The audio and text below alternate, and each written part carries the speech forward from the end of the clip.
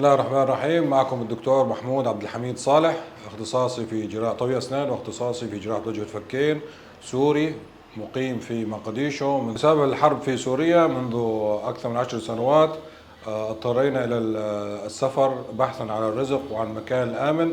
الآن الحمد لله أنا من الأطباء المميزين في جراحة وجه الفكين في الصومال، ولي باع طويل في موضوع جراحة الأورام وجراحات الكسور والمتعلقة بالوجه والفكين، والحمد لله لي مركزي الخاص الآن في مقديشو يعني بجراحة وجه الفكين وعلاجات الأسنان. ثانيا كان الوضع الأمني في البداية منذ 10 سنوات في مقديشو كان سيئا لحد ما، ولكن الحمد لله الآن هذه الأمور كلها تحسنت. بالنسبة للحكومة والشعب الصومالي نقسم قسمين. بالنسبة للشعب الصومالي كان الدعم دعم كبير، بحيث المعاملة كانت معاملة الصوماليين كان أخوة وأشقاء دون تمييز باللون ولا في المعاملة، نعامل كمعاملة الصوماليين. كان في دائما موضوع البطاقات والاي دي كارد، ولكن تم حلها لاحقا واصبحنا نملك اي دي كارد عن طريق مفوضية اللاجئين اللجنة الحكومية. أنا مجدي مبارك صالح غصان، قادم من اليمن.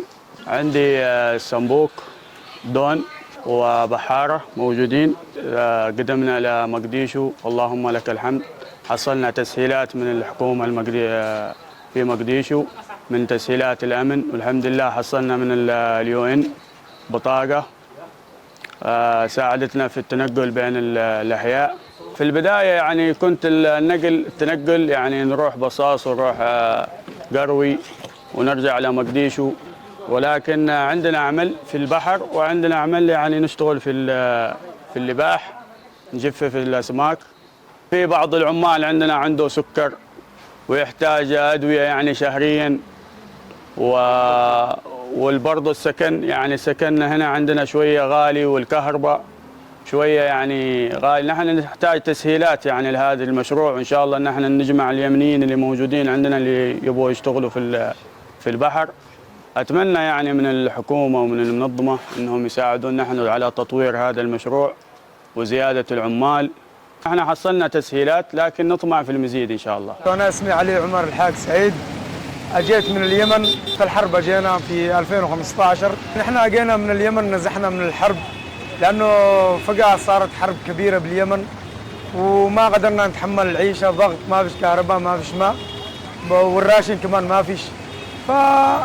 يعني كافحنا وأجينا باخرة إلى مدينة بربرة، وبعدين خرجنا من بربرة أجينا على مقديشو.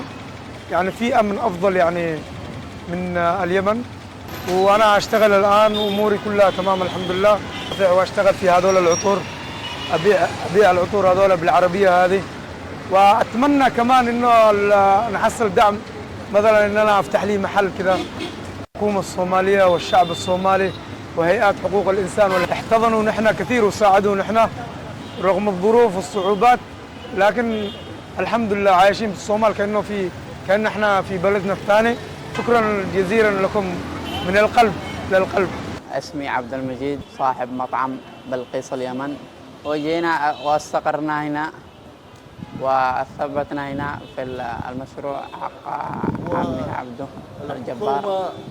والحكومة رحبت بنا ورحبت بنا بصدر واسع وثبات واسع.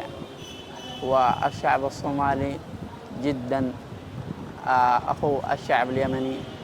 مطلوب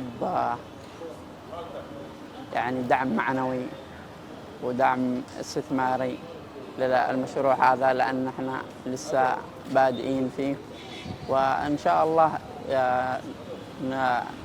نال إعجاب الشعب الصومالي. وشكرا جزيلا. اسمي هو حسين محمد علي، وجيت من اليمن، اسمه في عدن. ساكن هنا في الصومال تقريبا 10 سنوات، في 2016. هنا في الصومال 10 سنوات تقريبا. جيت في هنا المدرسة السراج، الفصل جيت هنا في الصف الخامس، كنت دارس. الحين أنا في اسمه فون 4. مقعي هو أحمد محمد أحمد، muddo badan baan ka soo shaqeeyay arrimaha qaxootiga meelo badan oo adduunka Angola oo Yemen ka mid tahay iyo dalal kale. Qaxooti waa qof lagu qasbay inuu dalkiisii isaga cararo isagoo ka baqaya in dhibaato la gaarsiiyo haddii uu dalkaas uu ka soo baxsaday dib loogu celiyo in la dhibaataynayo. dadyo fara badan ayaa waddanka Soomaaliya u soo qaxay. waxaa ka mid ah dad fara badan oo Yemen ah oo dalkan jooga. waxaa ka mid ah dad Suuriyaana oo iyaguna soo galay dalkan. waxaa ka mid ah dad kaloo Zanzibar jasiirada Zanzibar ee dalweynaha Tanzania ka tirsan kuwaasoo kuwii ugu soo horeeyay ka horeeyay labadanba aan hore ku soo sheegay. dadkaasoo dhan waa la soo wada dhaweeyay halkan ay degan yihiin. bulshada Soomaaliyeed bay ka mid yihiin. taakulaynta iyo isdhexgalka bulshada ay la leeyihiinna ma ay dareemayaan inay ka faquuqan yihiin dadka kale ee Soomaalida ee halkan ay la degan yihiin.